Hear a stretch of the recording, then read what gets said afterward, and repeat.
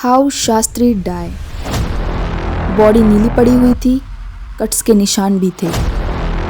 Postmortem भी नहीं होता है, डेथ सर्टिफिकेट भी नहीं दिया गया। क्या शास्त्री जी को किसी ने पॉइजन दे दिया था? वाई एंड हाउ, एक भारी क्वेश्चन मार्क है कि एक देश के प्रधानमंत्री की डेथ हो गई और किसी ने एक सवाल तक नहीं उठाया।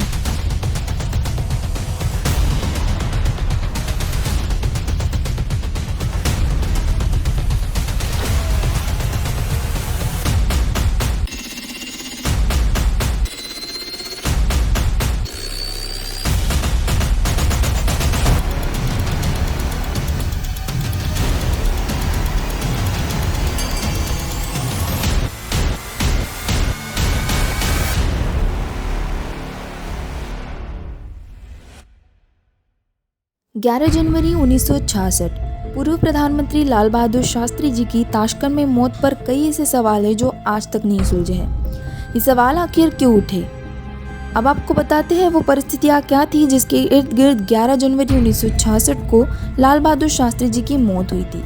दरअसल एक दिन पहले यानी 12 घंटे पहले लाल बहादुर शास्त्री जी ने भारत की तरफ से जो बातचीत हो रही थी पाकिस्तान की सरकार से, भारत पाक बातचीत में एक शांति समझौते पर हस्ताक्षर किए थे।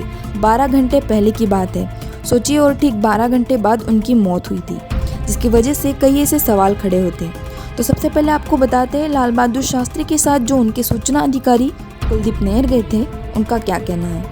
नैयर ने BBC को एक दिए गए इंटरव्यू में कहा था, उस रात लाल बहादुर शास्त्री ने घर पर फ़ोन मिलाया था। जैसे ही फ़ोन उठा उन्होंने कहा अम्मा को फ़ोन दो। उनकी बड़ी बेटी फ़ोन पर आई और बोली अम्मा फ़ोन पर नहीं आएंगी। उन्होंने पूछा क्यों, तब बेटी ने तड़ाप सा जवाब दिया और कहा वो बहुत नाराज़ है। शास्त्री जी को उससे बहुत धक्का लगा क्योंकि जवाब ये आया था कि आपने हाजीपीर और ठितवाल पाकिस्तान को दे दिया है, इस वजह से अम्मा बड़ी नाराज़ है, वो आपसे बात नहीं करना चाहती है। इसके बाद लाल बहादुर शास्त्री जी ने सिर्फ अपनी पत्नी ललिता शास्त्री का ही रुख नहीं जाना, वो जान गए पत्नी तो बड़ी नाराज़ है हाजीपीर और ठितवाल पाकिस्तान को देने की वजह से। उन्होंने अपने सचिव वेंकटरमन को फ़ोन किया और कहा कि आप पता कीजिए भारत में इस वक्त क्या प्रतिक्रिया आ रही है। तो जब वेंकटरमन ने प्रतिक्रिया जानने की कोशिश की तो उन्होंने 2 लोगों का नाम लिया। उन्होंने बताया कि अटल बिहारी वाजपेयी और कृष्ण मेनन दोनों ने ही लाल बहादुर शास्त्री के इस शांति समझौते की बड़ी निंदा की है। हाजीपीर और ठितवाल देने के फैसले को सिरे से गलत बताया है। बताया जाता है कि बड़े ही असहज थे उस रात और बहुत ज़्यादा इस वजह से परेशान थे, और कई लोग हैं जो साफ बताते हैं कि उस दिन उन्होंने आगे पीछे बहुत चलते हुए उन्हें वहाँ होटल में देखा था। लेकिन एक बैकग्राउंड इससे पहले कि मैं आगे बढ़ूँ, यह भी आपको बता दूँ कि 1959 में मतलब प्रधानमंत्री बनने के पहले उनको एक बार हार्ट अटैक आया था। हार्ट की परेशानी उन्हें थी और ख़ास तौर पर भारत पाकिस्तान युद्ध के बाद काम का बहुत ज़्यादा दबाव था उन पर। लेकिन कई लोग हैं जो इस थ्योरी को सिरे से नकारते हैं। हम आपको बताते हैं कुलदीप नैयर ने अपनी किताब में क्या लिखा था उस रात के बारे में। उन्होंने लिखा बियॉन्ड द लाइन में उन्होंने जानकारी दी कि उस रात मैं सो रहा था, अचानक एक रूसी महिला ने दरवाज़ा खटखटाया और उसने बताया कि आपके प्रधानमंत्री मर रहे हैं। जब मैं भाग के वहाँ गया तो मैंने देखा रूसी प्रधानमंत्री वहाँ पे खड़े थे। उन्होंने इशारे से मुझे बताया कि आपके प्रधानमंत्री नहीं रहे। इसके आगे उन्होंने लिखा कि मैंने देखा वहाँ पर उनके चप्पल कारपेट पर रखा था और उसका प्रयोग उन्होंने नहीं किया था। पास में ही एक ड्रेसिंग टेबल था जिस पर एक थर्मस फ्लास्क गिरा हुआ था, जिसे देख लग रहा था कि उन्होंने उसे खोलने की कोशिश की, वो पानी पीना चाहते थे। कमरे में कोई भी घंटी नहीं थी। शास्त्री जी के साथ भारतीय डेलीगेशन के रूप में गए हुए लोगों का भी मानना था उस रात वो बहुत असहज दिख रहे थे। कुलदीप को शास्त्री के पर्सनल सेक्रेटरी जगन्नाथ सहाय ने बताया था कि रात को शास्त्री जी ने जगन के दरवाजे पर खटखटाया था और वह पानी पीना चाहते थे। बताया जाता है कि यह जो दूरी थी लाल बहादुर शास्त्री जी और जगन के कमरे की, वो बहुत ज़्यादा थी और क्या इसी वजह से आने जाने में उन्हें इस तरह का हार्ट अटैक आ गया।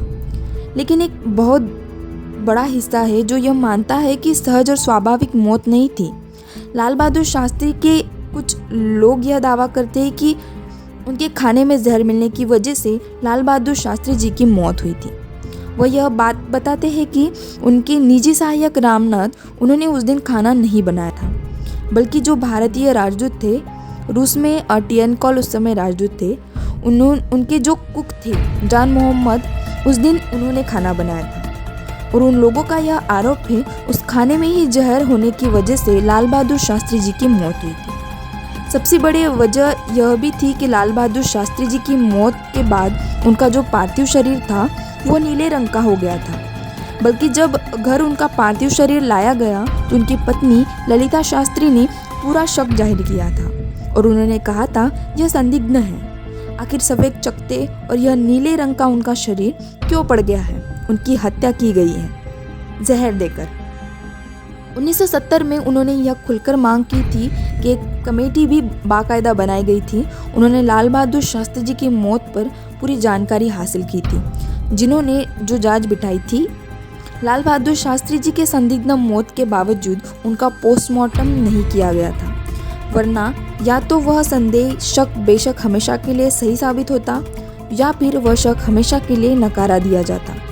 उनके शरीर में जहर की पुष्टि तभी हो पाती जब पोस्टमार्टम होता, लेकिन पोस्टमार्टम नहीं किया गया था और इसी वजह से आज तक कई लोग शक के दायरे में लाल बहादुर शास्त्री जी की मौत लाते हैं। लेकिन शायद हर कोई यह ज़रूर मानता है कि लाल बहादुर शास्त्री जी एक ऐसे पूर्व प्रधानमंत्री थे जिन्होंने न सिर्फ स्वतंत्रता सेनानी के रूप में बल्कि हिंदुस्तान में उनका योगदान हमेशा अमिट और अमर रहेगा।